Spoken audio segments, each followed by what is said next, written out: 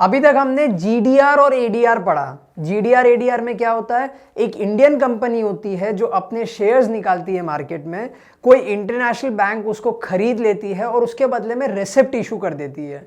वो receipt GDR या फिर एडीआर के नाम से जाना जाता है। डिपेंड करता है कौन से कंट्री के लोग उसको खरीद सकते हैं। अगर सिर्फ यूएस सिटीजन उसको खरीद सकते हैं तो वो हो जाते हैं एडीआर, और अगर यूरोप, लेट्स से यूएस, कोई भी कंट्री के लोग अगर उसको खरीद पा रहे हैं तो फिर वो हो जाएंगे आपके जीडीआर।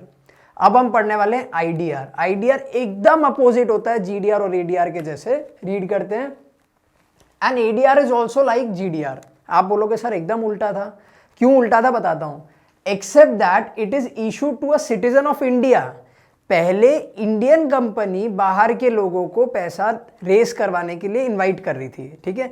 यहां पे कोई फॉरेन कंपनी इंडियन लोगों से पैसा रेस करती है, ठीक है।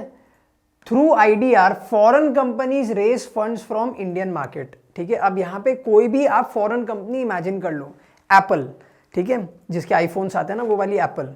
एप्पल को चाहिए पैसे किससे, इंडियन मार्केट से। तो एप्पल क्या करेगी, अपने शेयर्स निकालेगी, लेकिन एप्पल के शेयर्स तो होंगे यूएस डॉलर्स में। तो क्या होगा, कोई डिपॉजिटरी वो शेयर्स खरीद लेगा, उसके बदले में वो रूपी में डिनोमिनेटेड, ठीक है, एक रिसिप्ट बनाएगा।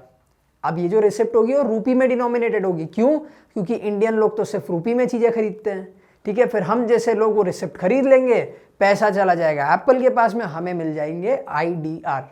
सिंपल है।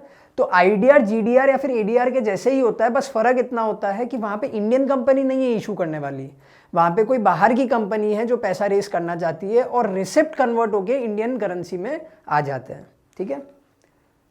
The foreign company IDR will deposit shares to an Indian depository। अब देखो यहाँ पे जो बैंक होगी वो इंडियन होगी, तो इंडियन बैंक को इंडियन डिपॉजिटरी कहते हैं। The depository issues receipt to investors in India against these shares। अब यही डिपॉजिटरी यानी ये बैंक क्या करेगी, शेयर्स अपने पास में रख लेगी और उसके बदले में रिसिप्ट दे देगी। रिसिप्ट किस में होगा, इंडियन करेंसी में, दैट इज इंडियन रूपी में। Standard Chartered Bank was the first global company to file an issue of IDR in India। ये चीज याद रखना, कौन थी पहली कंपनी, स्टैंडर्ड चार्टर्ड बैंक, जिसने आईडीआर इशू किया था, ठीक है। तो स्टैंडर्ड चार्टर्ड बैंक ने क्या किया होगा, उसने अपने शेयर्स मार्केट में निकाले होंगे जो यूएस डॉलर या किसी भी और करेंसी में रहे होंगे। कोई इंडियन बैंक, दैट इज कोई इंडियन डिपॉजिटरी ने वो शेयर्स खरीदे होंगे, उसके बदले में कोई रिसिप्ट दी होगी। वो रिसिप्ट जो रही होगी वो इंडियन करेंसी में रही होगी और हमारे दादा पापा उन लोगों ने वो आईडीआर खरीद लिया होगा।